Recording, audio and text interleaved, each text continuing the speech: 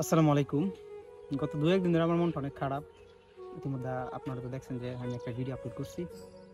আসলে হয়তো পুরোটা ঘটনা আপনার সাথে শেয়ার করতে পারি নাই। বাট যেকোনো একটা কারণে আমার মনটা অনেক খারাপ। ভীষণ খারাপ বলতে পারেন। সো এইজন্য বিকালবেলা একটু আসলাম আমি এদিকে ঘুরতে। জায়গাটা অনেক সুন্দর। মনটা একটু হলেও ভালো লাগতেছে, একটু হালকা হইছে।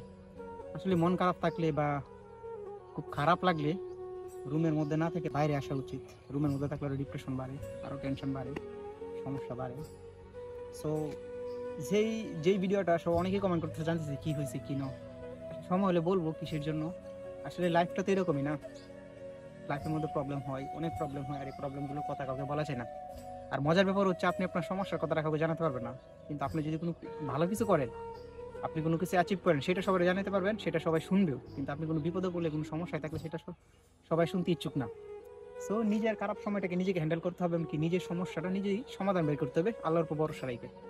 আমার লাইফে এমন কিছু মানুষ আছে, এমন কিছু পার্সন আছে, বিশেষ করে আমার আব্বা আম্মা, আমার ভাই, আমি যদি ওদের জন্য আমার আসলে রক্ত বিক্রি করে ওদের পিছনে খরচ করি, তারপর ওদের ঋণ শোধ করতে পারবো না। তাছাড়াও আর এরকম কিছু গুরুত্বপূর্ণ মানুষ আমার লাইফে আছে। মাঝে মাঝে খারাপ লাগে, ডিপ্রেশনে চলে যায়, লাইফে কিছু করতে পারতেছি না। আমি 25 years old, but I can do anything.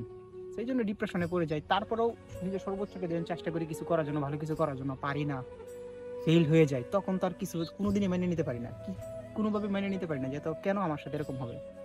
সৎভাবে থাকার চেষ্টা করি কারো ক্ষতি না করে, এরকম হয়।